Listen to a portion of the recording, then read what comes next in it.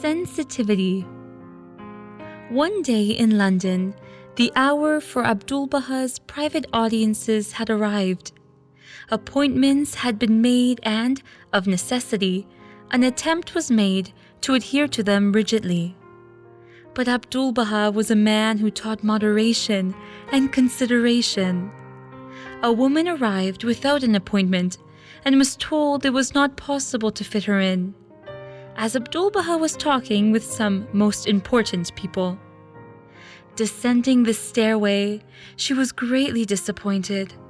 Suddenly, to her astonishment, a messenger from the master dashed down to her, saying that Abdu'l-Baha wished to see her.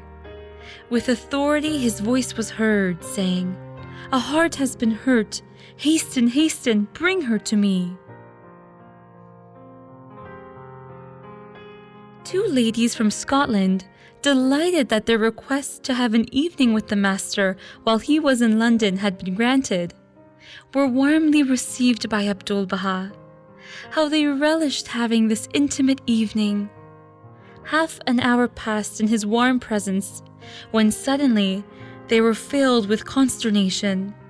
An aggressive reporter strode into their midst and seated himself. He wanted information about the master. His talkative, impolite manner left the ladies speechless. Such an intrusion could spoil that precious evening. Then, to their surprise, Abdu'l-Baha stood up and, beckoning the reporter to follow him, led the way into his room. The ladies had indeed got rid of the intruder, but they had also lost Abdu'l-Baha. What were they to do? Before long, the hostess went to the master's secretary and asked that he be informed that the ladies with whom the appointment had been made are awaiting his pleasure. Very soon, kind words of farewell were heard. Then the master returned, pausing by the door. Gravely, he looked at each and said, "You are making that poor man uncomfortable. So strongly desiring his absence, I took him away to make him feel happy." Maria Iois longed to be the recipient of a flower from Abdu'l-Baha. She had been tempted to ask pilgrims going to Akka to bring one to her, if at all possible. Yet somehow, she felt she would receive one if the master so desired. When he came to Chicago, she took one of her children and headed towards the Plaza Hotel on his first day there. He was away, so they waited the entire afternoon. As he stepped out of the elevator, he saw them and greeted them kindly. He then headed for his room and bade them follow. She hesitated, and he again urged, "Come, come." Then they felt free to accompany him into his reception room. Soon after, he emerged from his private room carrying roses and graciously handed one to her.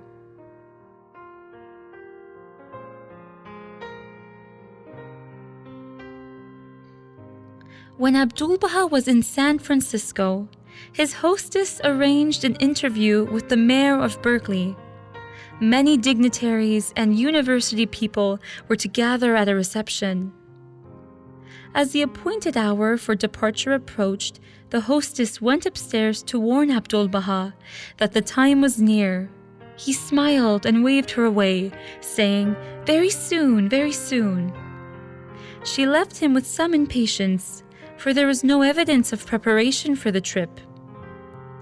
After some time, she went up again, for the automobile was honking at the door, and it looked as if the mayor of Berkeley would be kept waiting. But she met only a smile, and very soon, from the important guest.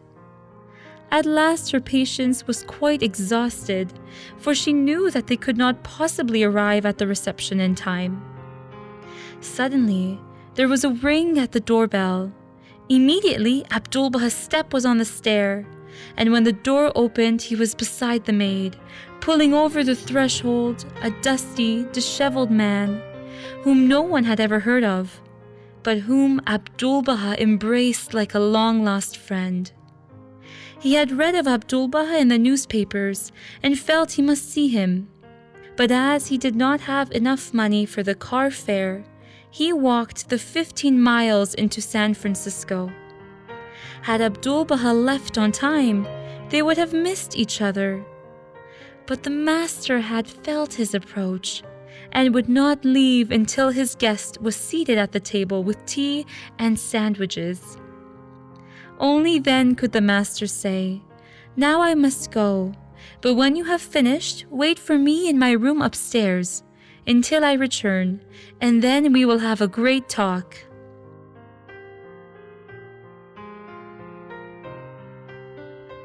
In London, it was noted that inquirers often hated to leave. If any were still present when luncheon or dinner was to be served, they were inevitably invited to dine also. To smother embarrassment, Abdu'l-Baha would extend his hand to the humblest and lead him personally into the dining room, seating him at his right and talking with such warmth that soon the surprised guest felt completely at ease. As many as 18 might find themselves being served by the master himself. But he was prone to continue his interrupted conversations or to tell an anecdote, often sparkling with his humor.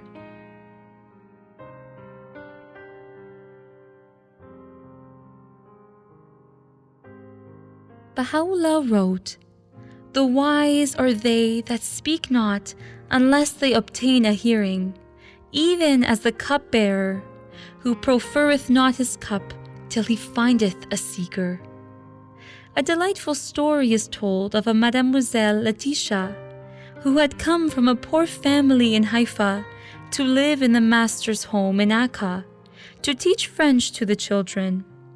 She was happy there, though she was a Catholic, and the nuns in the convent watched over her. One day, when a French pilgrim came for a visit, her services as a translator were needed, as no one else knew French. Mademoiselle became embarrassed and later confessed to the nuns. For a number of days thereafter, she looked very stern. Abdu'l-Baha, noticing this, called her to him and reassured her.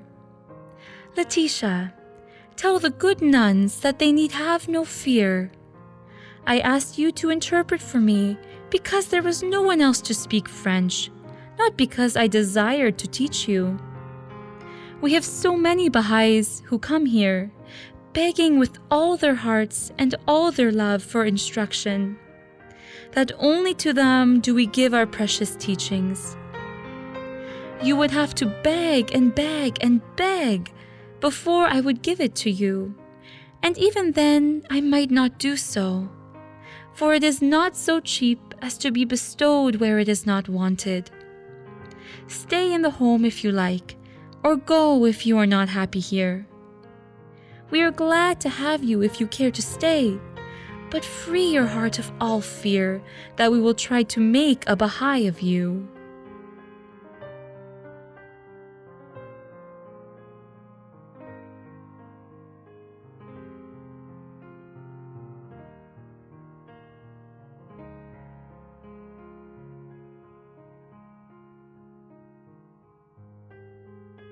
Encouragement.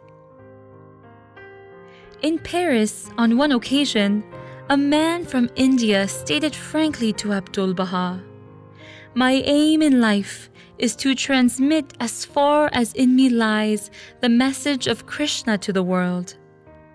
In his loving way, the master replied, "The message of Krishna is the message of love. All God's prophets have brought the message of love. None has ever thought that war and hate are good. Everyone agrees in saying that love and kindness are best." A negative approach would have hurt this man. The master did not offer argument. Instead, he showed appreciation, and thus he encouraged this devout follower of Krishna.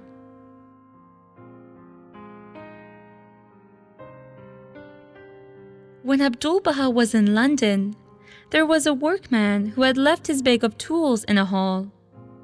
He chanced upon the smiling master. Sadly, the workman told of his predicament. "I don't know much about religious things, as I have no time for anything but my work." Words of reassurance came in reply. "That is well, very well. A day's work done in the spirit of service is in itself an act of worship. Such work is a prayer unto God."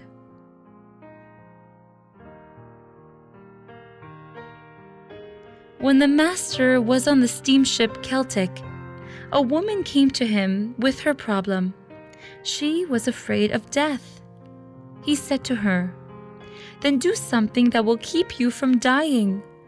That will instead, day by day, make you more alive and bring you everlasting life. According to the words of His Holiness Christ, those who enter the kingdom of God will never die. Then enter the divine kingdom and fear death no more." They spoke of the Atlantic Ocean. It was temporarily quiet.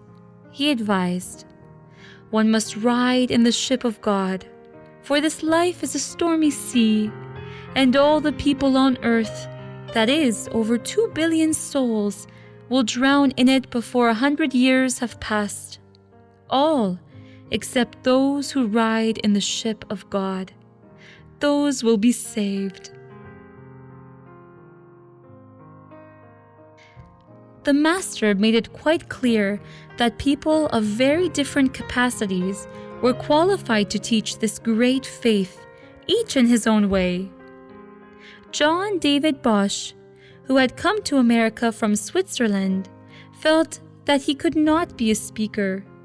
Instead, he circulated pamphlets and books. The master encouraged him, "You are doing very well. You are doing better than talking. With you, it is not words or the movement of the lips. With you, it is the heart that speaks. In your presence, silence speaks and radiates."